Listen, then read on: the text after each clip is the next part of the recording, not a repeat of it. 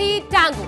SEO के game on की हम बात करेंगे, उसके बारे में आपको बताएंगे, लेकिन सबसे पहले हम जल्दी से एक नजर डालेंगे कि ट्रेंड्स में आज वो कौन कौन सी खबर है जिस पर हमारा रहने वाला है फोकस।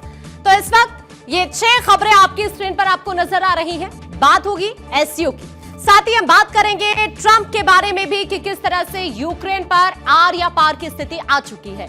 साथ ही हम बात करेंगे आज चूंकि शुभ आगमन होने जा रहा है तो उसके बारे में भी विस्तार से आपको बताएंगे, और साथ ही हम बात करेंगे मौसम की मार के बारे में भी, हालात किस तरह के हैं वो भी आपको दिखाएंगे। साथ ही बात होगी लॉर्ड्स में हार की भी, और साथ ही हम बात करने वाले हैं रामायण की भी। एक एक खबर आपको विस्तार से दिखाएंगे, लेकिन सबसे पहले देखते हैं कि इस वक्त एक्स पर क्या ट्रेंड कर रहा है। आइए एक नजर इस वक्त सबसे पहले डालते हैं। तो यहां पर आपको कई सारे हैशटैग्स नजर आएंगे, लेकिन सबसे पहले जो हम बात करने वाले हैं वो चाइनीज प्रेसिडेंट शी जिनपिंग। यहां पर आपको एक हैशटैग नजर आएगा जो इस वक्त काफी ज्यादा ट्रेंड कर रहा है। दरअसल एसईओ की विदेश मंत्रियों की बैठक के मौके पर एक महत्वपूर्ण राजनीतिक घटनाक्रम देखने को मिला, जब भारत के विदेश मंत्री डॉक्टर एस जयशंकर चीन के दौरे पर पहुंचे। ये दौरा इसलिए भी खास रहा क्योंकि ये साल 2020 में गलवान घाटी में हुए झड़प के बाद किसी भारतीय विदेश मंत्री की पहली चीन यात्रा थी। इस दौरान जयशंकर ने चीन के राष्ट्रपति शी जिनपिंग और उपराष्ट्रपति हान चेंग से मुलाकात की। इन मुलाकातों में रिश्तों को नई दिशा देने की कोशिश साफ तौर पर नजर आई।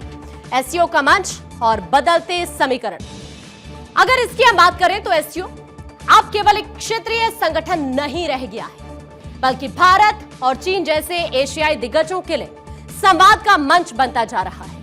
जयशंकर की यात्रा एसईओ बैठक से इतर एक व्यापक रणनीति संदेश भी जरूर देती है। सीमा विवाद के बावजूद संवाद के रास्ते जरूर खुले हैं। अब बात होगी ड्रैगन हाथी के टैंगो।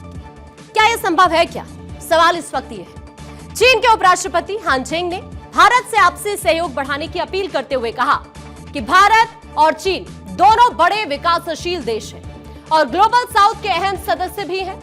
उन्होंने दोनों देशों की भागीदारी को ड्रैगन हाथी का टैंगो करार दिया। ये एक प्रतीकात्मक वाक्य है, लेकिन इसमें बड़ी संभावना और चैलेंजेस दोनों ही छिपे हुए हैं। अब भारत और चीन के पास जलवायु परिवर्तन, वैश्विक व्यापार और विकासशील देशों की आवाज बुलंद करने जैसे कई साझा एजेंडे भी हैं, लेकिन सीमा विवाद और रणनीतिक अविश्वास बार बार इस साझेदारी को सीमित करते हैं। 2020 की गलवान घाटी झड़प ने दोनों देशों के जो रिलेशंस हैं उनमें गंभीर दरार पैदा की थी। अब तक कई दौर की सैन्य और राजनयिक बातचीत भी हो चुकी है, लेकिन पूर्ण समाधान अभी भी बाकी है। जयशंकर की यात्रा इस बात का संकेत भी हो सकती है कि भारत अब सीमित लेकिन रचनात्मक संवाद के लिए तैयार है, बशर्ते चीन भी गंभीरता दिखाए। जयशंकर ने राष्ट्रपति शी जिनपिंग से मुलाकात के दौरान यह भी क्लियर किया कि भारत रिश्तों को आगे बढ़ाना चाहता है, लेकिन यह तभी संभव है जब सीमा पर शांति बनी रहे और दोनों पक्ष एक दूसरे की संभावनाओं का सम्मान जरूर करें। अब ब्रिक्स से बहुत सारे संकेत मिले और आगे की राह। चीन के उपराष्ट्रपति ने इस बात का जिक्र किया कि पिछले साल कजान में ब्रिक्स सम्मेलन के दौरान पीएम मोदी और साथ ही राष्ट्रपति शी जिनपिंग की मुलाकात सकारात्मक रही थी। इसे एक नई शुरुआत भी कहा गया था। अब सवाल बहुत सारे हैं कि क्या ये शुरुआत जमीनी हकीकत में बदल जाएगी क्या? अब अगर भारत और चीन के रिलेशंस की हम बात करें तो बेहद जटिल है, लेकिन रणनीतिक रूप से इंपॉर्टेंट भी है। एसईओ जैसे बहुपक्षीय बैठकों का उपयोग संवाद और तनाव कम करने के लिए होना चाहिए, न कि केवल औपचारिकताओं तक सीमित रहना चाहिए। ड्रैगन हाथी का टैंगो एक आकर्षक कल्पना जरूर है, लेकिन जब तक दोनों देशों के बीच भरोसे का संकट बना रहेगा ये अधूरा ही रहेगा। भारत के लिए जरूरी है कि वो अपनी सुरक्षा चिंताओं से समझौते के बिना ही चीन से संवाद बनाए रखे, और चीन को भी ये समझना बहुत ज्यादा जरूरी है। और जल्दी से अब हम देख लेते हैं कि आखिरकार इस वक्त फेसबुक पर क्या ट्रेंड कर रहा है।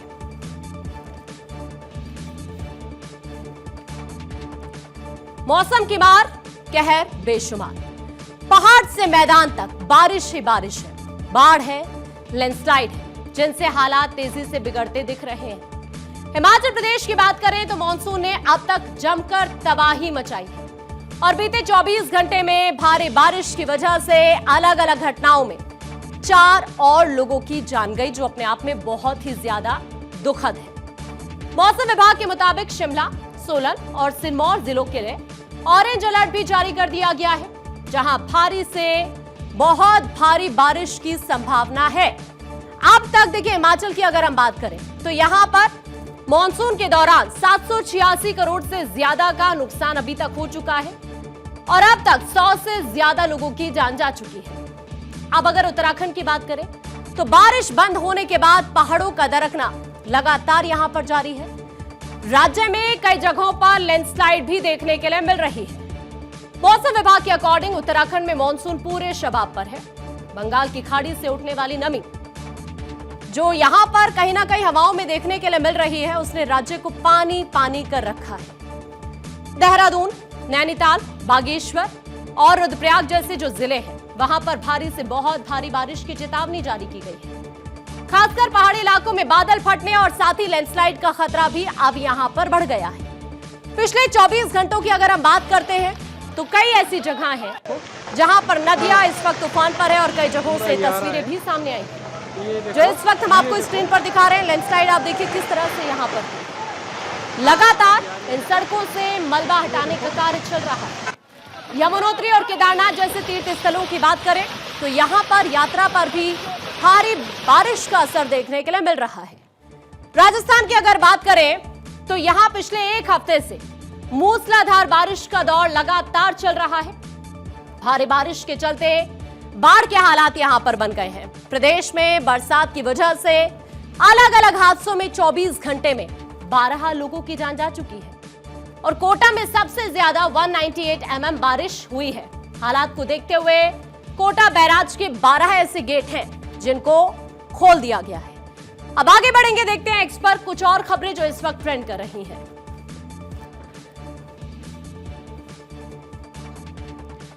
यहां पर आपको कई सारे हैशटैग्स नजर आएंगे, जिसमें आपको लॉर्ड्स टेस्ट भी नजर आएगा। ऋषभ पंत भी है, बीसीसीआई भी है, लेकिन हम बात करने वाले लॉर्ड्स टेस्ट की, जिसमें टीम इंडिया को रोमांचक मैच में हार का सामना करना पड़ा। भारत के सामने 193 रनों का लक्ष्य यहां पर देखिए रखा गया था, लेकिन शुभमन गिल की सेना महज 170 के स्कोर पर ही ढेर हो गई। जडेजा एक छोर पर टिके रहे और नाबाद 61 रनों की पारी खेली, लेकिन भारत ये मैच 22 रन से हार गया। इस जीत के साथ इंग्लैंड की टीम 5 मैचेस की टेस्ट सीरीज में अब 2-1 से आगे है। 5वें और आखिरी दिन भारत को 135 रनों की दरकार थी, जबकि 6 विकेट हाथ में थे, लेकिन पंत, राहुल और रेड्डी समेत कोई भी बल्लेबाज अंग्रेजों के सामने टिक नहीं पाया और भारत को हार का सामना करना पड़ा। रविंद्र जडेजा ने इस मैच में बल्ले और गेंद दोनों से ही शानदार परफॉर्म किया। पहली पारी में उन्होंने 72 रन बनाए और दूसरी पारी में नाबाद 61 रन बनाकर भारत को जीत के करीब ले जाने की कोशिश की, लेकिन जो अन्य बल्लेबाज हैं उनके जल्दी आउट होने की वजह से उनकी मेहनत भी बेकार हो गई। हार के बावजूद बुमराह, सिराज और जडेजा की पारी दर्शकों के दिल में एक खास जगह बनाने में कामयाब जरूर रही है। दरअसल जब कोई भी बल्लेबाज लॉर्ड्स पर इंग्लैंड के गेंदबाजों के आगे टिक नहीं पा रहा था, उसी वक्त बुमराह ने करीब 1.5 मिनट तक यहां पर अगर हम बात करें तो लंबा संघर्ष दरअसल उनकी तरफ से किया गया। बुमराह और मोहम्मद सिराज दोनों ने जडेजा का भरपूर साथ देने की कोशिश की। बुमराह ने जहां 54 बॉल खेली तो वहीं सिराज ने 30 गेंद खेलकर टीम इंडिया को जीत दिलाने की कोशिश की, मगर अंत में टीम इंडिया के हिस्से में हार ही आई। अब दोनों टीमों के बीच सीरीज का चौथा मुकाबला 23 जुलाई से मैनचेस्टर में खेला जाएगा। अब आगे बढ़ेंगे और जल्दी से कुछ और खबर देखेंगे।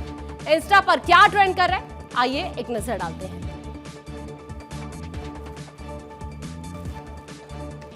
Ramayana mega budget at 4000 crore. Film Ramayan का फर्स्ट लुक जिस दिन से लॉन्च हुआ है, तब से ऑडियंस के बीच इस फिल्म को लेकर खास बज़ बना हुआ है। हर कोई इसे बड़े पर्दे पर देखने के लिए बेकरार है। रणबीर कपूर, साई पल्लवी, यश और सनी देओल जैसे स्टार कास्ट से जुड़ी इस फिल्म को लगातार नए अपडेट्स भी लेकर सामने आ रहे हैं और इसी कड़ी में अब जो नया अपडेट आया है उसने सभी को हैरान कर दिया है। दरअसल पहले खबर आई थी कि रामायण फ्रेंचाइजी का कुल बजट 1600 करोड़ रुपए है। जहां रामायण पार्ट 1 का बजट 900 करोड़ रुपए है, वहीं दूसरे पार्ट का जो बजट है 700 करोड़ रुपए रखा गया। लेकिन नए अपडेट्स के मुताबिक इस फिल्म का बजट इससे कहीं ज्यादा है। सूत्र ये बताते हैं कि रामायण भारत की सबसे महंगी फिल्म बनने जा रही है। इस फिल्म की लागत तकरीबन $500 मिलियन होगी, मतलब 4000 करोड़ रुपए। फिल्म को इंटरनेशनल लेवल पर तैयार किया जा रहा है और जब तक दोनों पार्ट्स बनेंगे तब तक इसका बजट 4000 करोड़ रुपए से ज्यादा हो जाएगा। रामायण को AI डब तकनीक से भी जोड़ा जाएगा, जिससे ऑडियंस इसे किसी भी स्थानीय भाषा में देख पाएगी। और दावा यह किया जा रहा है कि यह भारतीय सिनेमा की पहली फिल्म होगी जिसमें AI तकनीक भी शामिल की जाएगी। रामायण का पहला पार्ट दिवाली 2026 में और साथ ही जो दूसरा पार्ट है 2027 में रिलीज किया जाएगा। रामायण में रणबीर और साथ ही साई पल्लवी राम और सीता की मुख्य भूमिका में आपको नजर आने वाले हैं, जबकि यश रावण की भूमिका में है। और इसके अलावा लक्ष्मण की अगर बात करें तो दरअसल उनके रोल में रवि दुबे, हनुमान के रोल में सनी देओल आपको नजर आने वाले हैं। तो देखिए, ये तमाम वो खबरें हम आपको इस वक्त दिखा रहे थे जो अलग अलग प्लेटफॉर्म पर इस वक्त वायरल हो रही हैं। और फिलहाल आज के लिए ट्रेंड्स में इतना ही।